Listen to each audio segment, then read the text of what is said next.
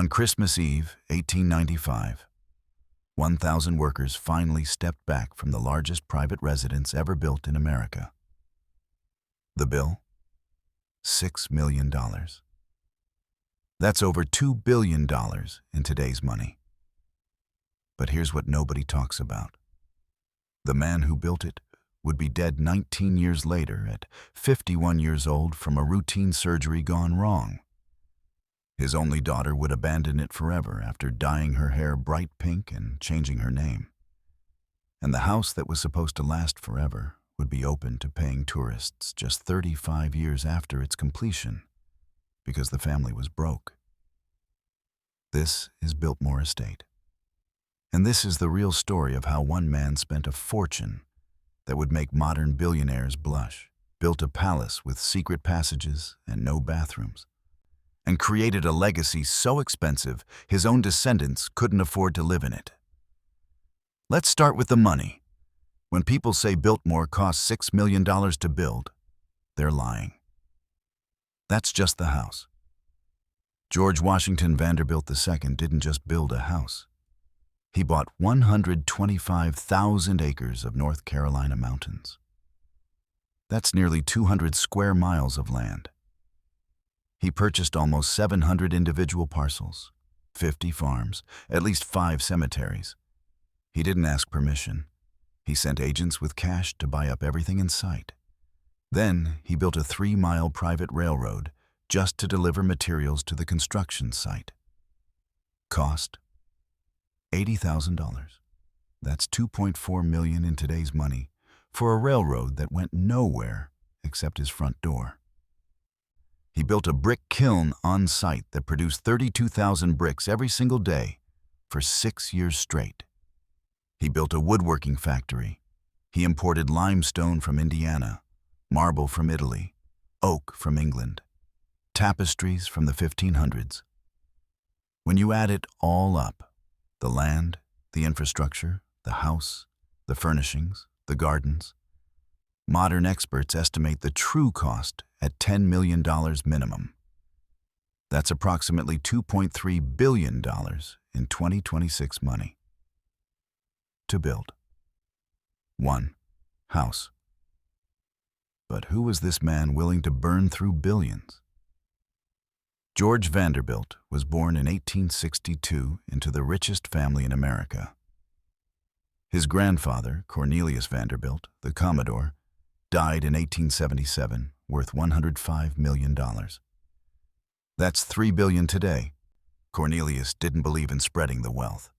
He left 95% to one son, William Henry Vanderbilt, George's father.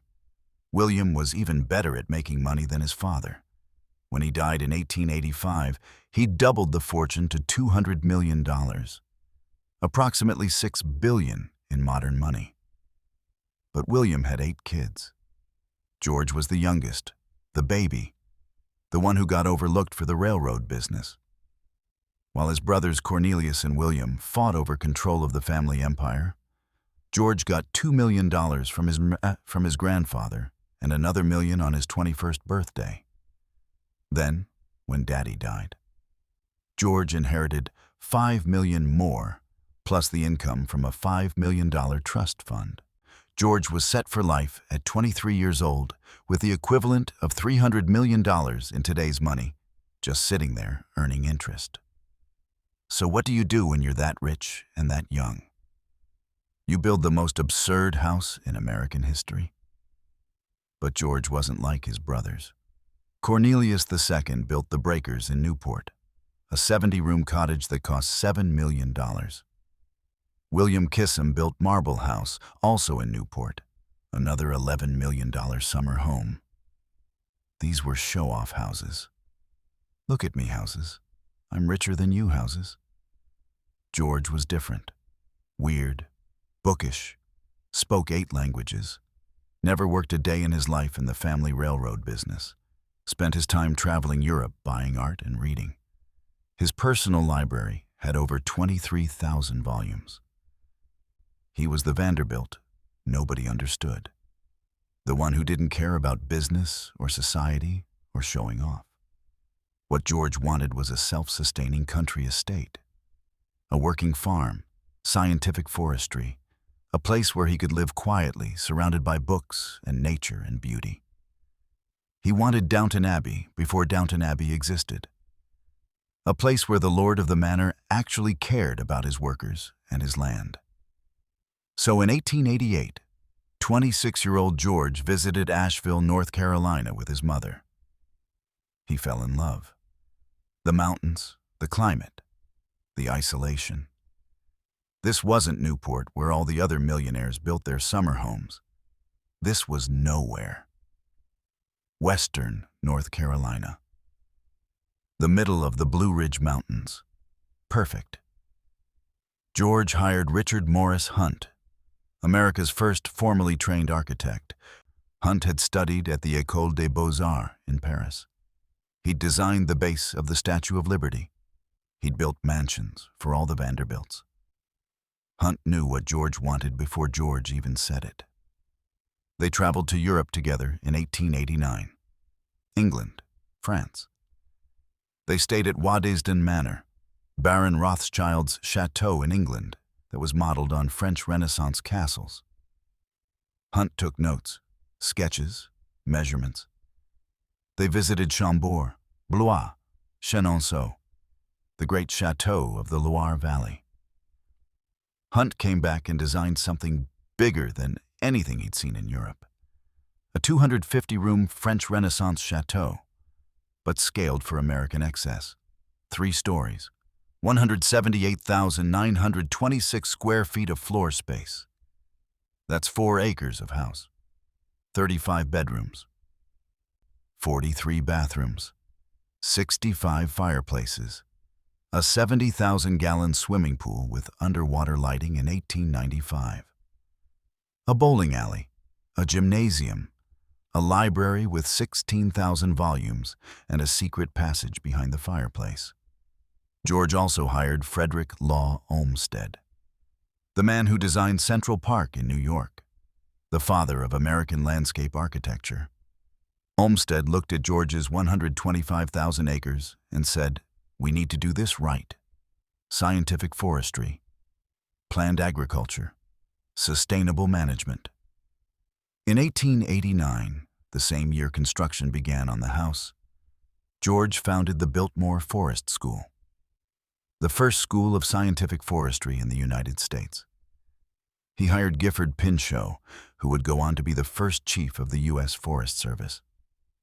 Later, Carl Schenck ran the school and trained the foresters who would manage America's national forests for the next generation. Construction started in 1889. 1,000 workers, 60 stonemasons.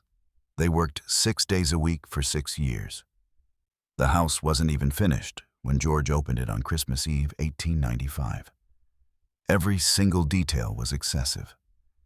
The banquet hall has a 75-foot ceiling, a triple fireplace, Flemish tapestries from the 1500s. The dining table could seat 64 people. The breakfast room walls are covered in hand-tooled Spanish leather. There are Renoir paintings, a ceiling painting brought from a palace in Venice. 16th century tapestries, Persian rugs, Ming vases. But here's the crazy part. With all that money, with all that luxury, with 43 bathrooms, George built something else into the house. Secret passages, hidden doors, concealed staircases. Why? The official story is servants. The hidden passages let staff move through the house without bothering the guests. The billiard room has a hidden door to the smoking room. The library has doors behind the fireplace mantel that lead to a passage connected to the second-floor living hall.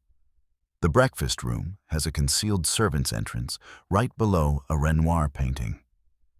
George's own bedroom has a hidden closet door built into the wall to preserve the room's symmetry. But with a house this big and this expensive and this isolated, you have to wonder, what else happened in those passages? Who used them? What were they hiding? The house opened in 1895. George was 33, unmarried. living alone in 250 rooms with dozens of servants. For 3 years, he lived there by himself, hosting friends, building his library, managing his forests. Then in 1898, George married Edith Stuyvesant Dresser. She was 25, a descendant of Peter Stuyvesant, the first governor of Dutch colonial New York. They married in Paris and honeymooned in Italy. When they returned to Biltmore, Edith became the lady of America's largest house. In 1900, Edith gave birth to their only child, Cornelia Stuyvesant Vanderbilt, born in the Louis XV room at Biltmore. It was a celebrity birth. Newspapers across the country reported it. The Vanderbilt heiress, the girl who would inherit it all. For 14 years, life at Biltmore was everything George had imagined, a working estate. Progressive forestry practices, scientific farming. He gave his workers housing with plumbing and central heating when most Americans still used outhouses. He threw Christmas parties for the workers' children. He was the benevolent lord of a self-sustaining kingdom. But George had a problem, a big problem. He was spending more than his income. The house cost a fortune to maintain. The staff, the grounds, the forestry programs, the farming operations. And George kept buying more art, more books, more furnishings. He was withdrawing from capital, the principal, the money itself. His brothers had made bad investments too. The Vanderbilt fortune, once the greatest in America, was being slowly drained by a generation that knew how to spend but not how to build. George's brother Cornelius had already lost millions. The family was starting to crack. In February 1914, George went to Washington, D.C. He had stomach pain. Nothing serious, just some discomfort. Doctors examined him and found appendicitis, a routine problem. They scheduled surgery immediately. The operation took place on February 27, 1914. It went well. George recovered at the family's Washington home. Back in Asheville, Edith received telegrams saying he was improving. The family felt relieved. The danger had passed. Then on March 6, 1914, just 10 days after surgery, George Washington Vanderbilt II died suddenly. A pulmonary embolism, a blood clot in his lungs. He was 51 years old. Edith and Cornelia weren't even there. They got the news by telegram. America was shocked. The man who'd built the nation's greatest house. The progressive millionaire who actually cared about forestry and workers and sustainable agriculture. Dead from a routine surgery at 51. George's body was brought back not to Biltmore, but to the Vanderbilt family mausoleum on Staten Island in New York. Even in death, he couldn't escape the Vanderbilt dynasty.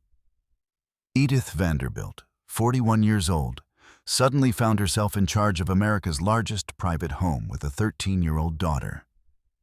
And the estate was bleeding money.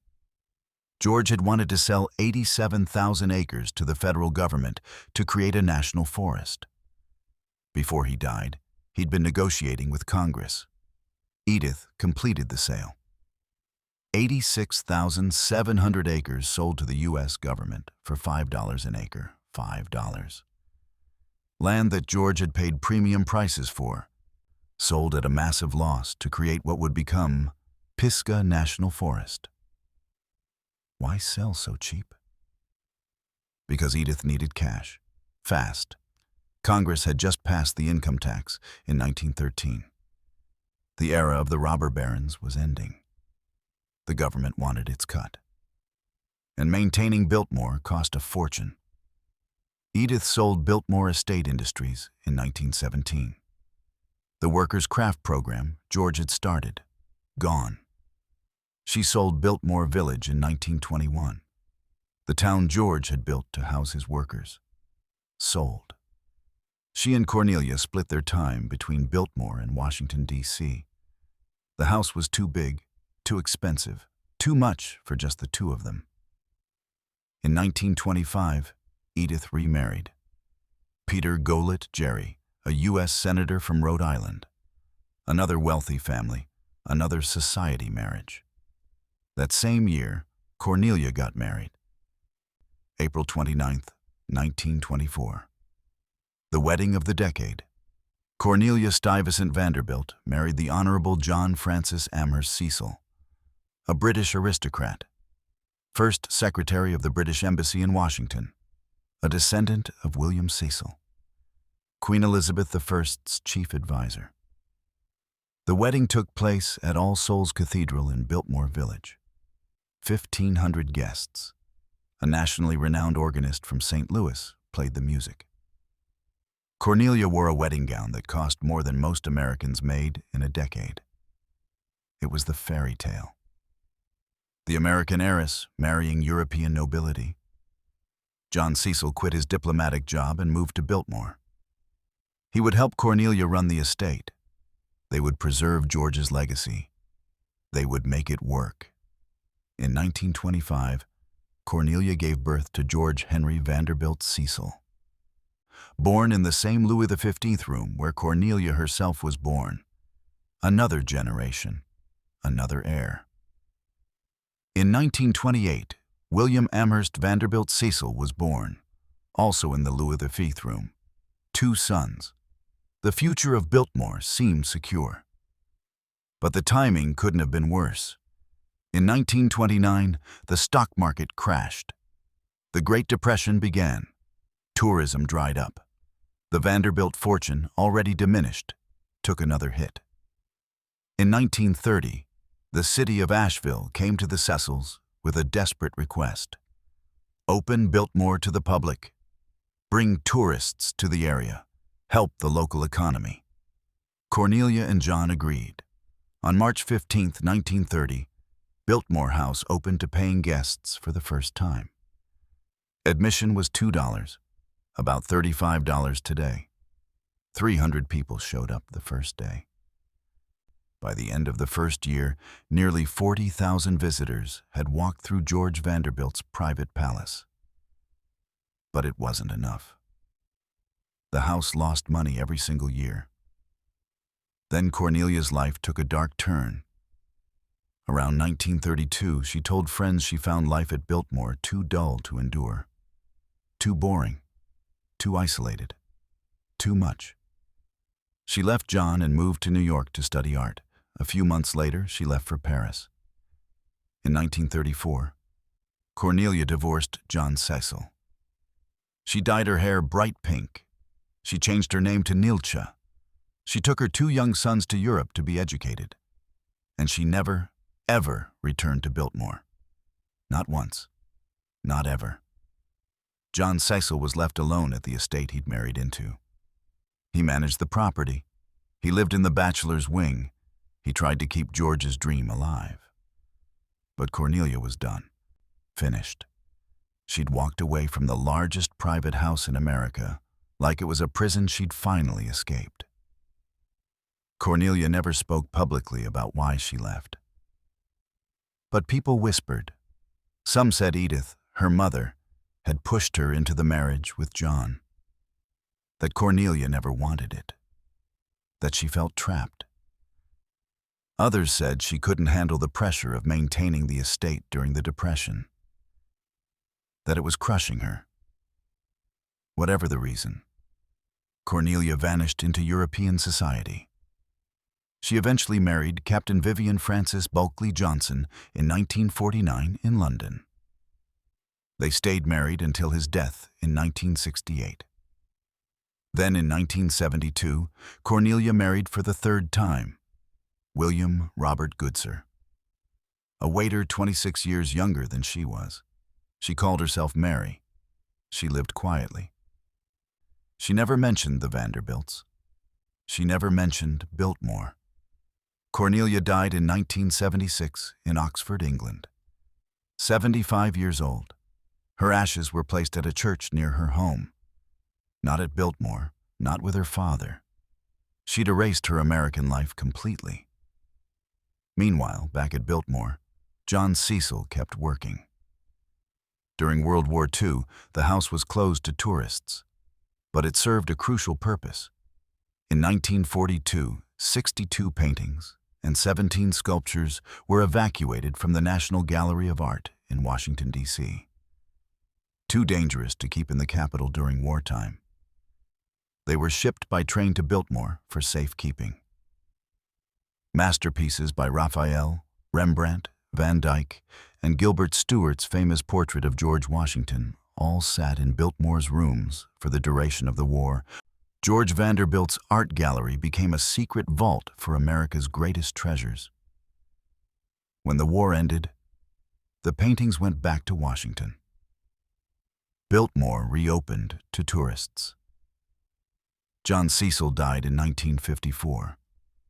He'd spent 20 years trying to save the estate. But by then, Biltmore was losing over $250,000 a year. The dairy farm was profitable. Everything else was hemorrhaging money. Cornelia's two sons, George and William, inherited the estate in 1956 after their father's death. George Henry Vanderbilt Cecil, the older brother, took the dairy farm and most of the land. William Amherst Vanderbilt Cecil got the house. The money-losing, impossible to maintain, 250-room albatross. William Cecil, known as Bill, graduated from Harvard and had been working as a banker at Chase National Bank in New York. He looked at Biltmore's books and saw disaster. The house was falling apart. Roof leaks, crumbling stone, deferred maintenance from decades of financial crisis. But Bill Cecil had an idea. His grandfather George had envisioned a self-sustaining estate. What if they could make that vision work? Not as a private home, but as a business, a tourist attraction, an experience. Bill moved to Asheville in the late 1950s with his wife and children. He took over management of the estate, and slowly, painfully, over decades, he turned it around. He marketed Biltmore aggressively. He placed ads in newspapers. He created special tours. He opened more rooms to the public. He added a winery, restaurants, hotels. He turned Biltmore from a house into a destination. In 1976, Bill's mother Cornelia died. He inherited full control. He kept expanding. In 2001, the Inn on Biltmore Estate opened, a luxury hotel on the property. In 2010, Antler Hill Village opened. More shops, more restaurants, more ways to extract money from tourists. In 2015, the Village Hotel opened. More rooms, more revenue. Today, Biltmore Estate is worth approximately $372 million, according to tax appraisers. The house itself is valued at $186 million. It attracts over 1.4 million visitors every year. Annual revenue is estimated at $50 million. But most of that goes right back into maintaining the property. The current CEO is Bill Cecil Jr., George Vanderbilt's great-great-grandson. Fourth generation. The family still owns it, still runs it, but nobody lives there. The last family member to actually live at Biltmore was George Henry Vanderbilt Cecil, who moved out in 1956, almost 70 years ago. So let's talk about what it would actually cost to build Biltmore today. Not in 1895, right now, in 2026. Architects and construction experts have tried to calculate this. First, the land. George bought 125,000 acres. In today's Western North Carolina real estate market, even at conservative estimates of $10,000 per acre, that's $1.25 billion just for the land. Then, the house. 178,000 square feet. Custom luxury construction today runs between $400 to $1,000 per square foot for high-end homes. But we're not talking high-end. We're talking museum quality, hand-carved limestone, imported marble, custom woodwork, 16th century tapestries, period furnishings, master craftsman, conservative estimate, $1,000 per square foot minimum. That's $178 million just for basic construction. But you need the craftsmen, the stonemasons, the wood carvers, the artists. Triple it. $500 million for the house construction and finishes. Then, the infrastructure. The 3-mile railroad George built? You can't even get permits for that today. But equivalent road and utility infrastructure? $50 million. The gardens designed by Frederick Law Olmsted? Modern landscape architecture on that scale? $100 million. The outbuildings, the farm structures, the bowling alley, the pool, the stables. Another $100 million. The furnishings and art? George spent years buying tapestries, paintings, furniture from Europe. Today, a single 16th century tapestry can cost millions. George had dozens. His art collection included Renoir, Rembrandts, Whistlers, and Sargents. Modern equivalent? At least $500 million in art and furnishings. Added up, $1.25 billion for land, $500 million for house construction, $50 million for infrastructure, $100 million for landscaping, $100 million for outbuildings, $500 million for furnishings and art. Total? $2.5 billion, and that's conservative. Some experts say to truly replicate Biltmore with modern building codes, union labor, environmental regulations, and the same quality of materials and craftsmanship, you'd need $4 billion or more. Put it this way. Jeff Bezos, the richest man in America, is worth about $200 billion. Building Biltmore would cost him 2% of his net worth. For George Vanderbilt, it was more like 10% of his total wealth. And it bankrupted his family within a generation. But there's something else nobody talks about. The secrets, the mysteries, the dark stories. In 1980, Don Knotts and Tim Conway filmed The Private Eyes at Biltmore, a Sherlock Holmes spoof. While touring the library, an estate employee offered to show Tim Conway a 1756 edition of Samuel Johnson's dictionary. But it was missing. Investigation revealed that Robert Livingston Matters, a night watchman at Biltmore, who also owned an antique bookshop in downtown Asheville, had been stealing from the library. For over a year, he'd been taking rare books, selling them to dealers in New York, Los Angeles, London, and Canada.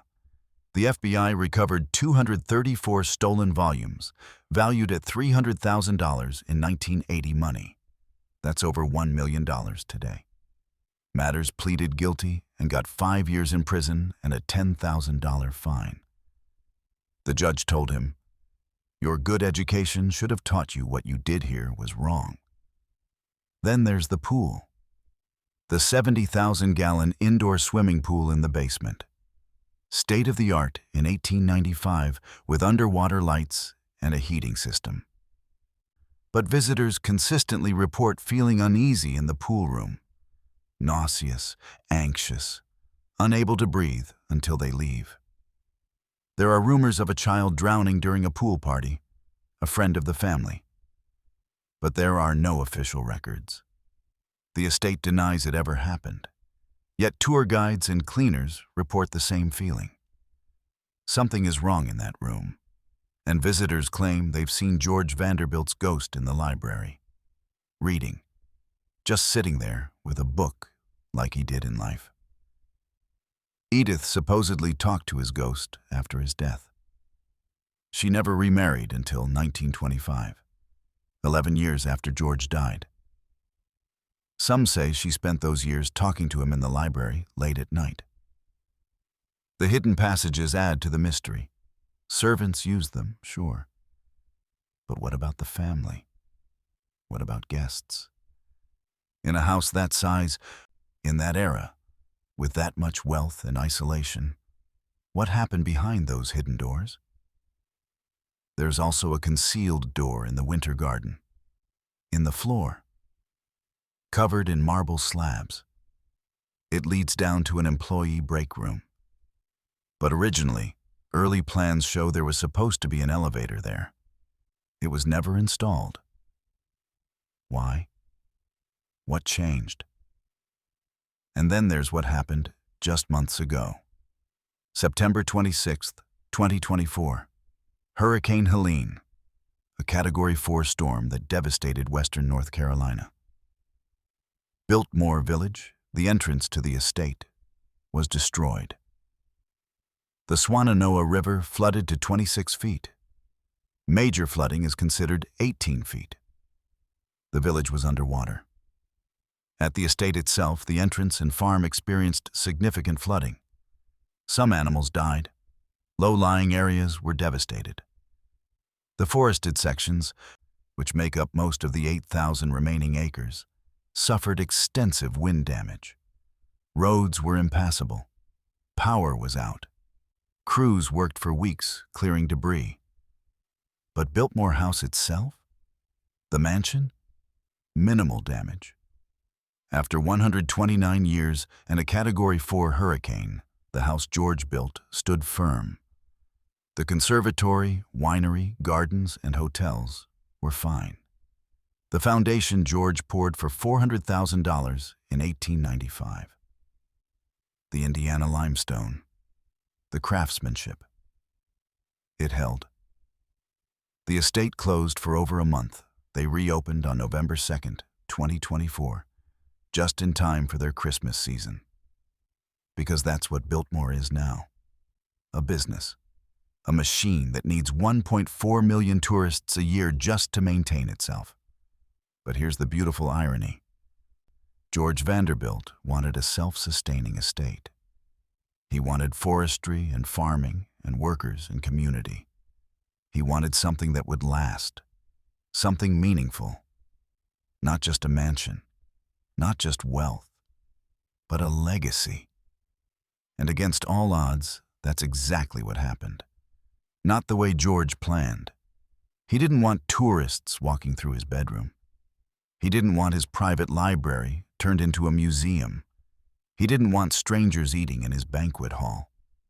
But by opening to the public, by becoming a business, by surviving economic depression and world wars and hurricanes, Biltmore did exactly what George hoped. It sustained itself. It employed thousands. It supported the local community. It preserved the forestry and farming practices George pioneered. It became the self-sustaining estate he always imagined. Just not the way anyone expected. So what's the real cost of Biltmore?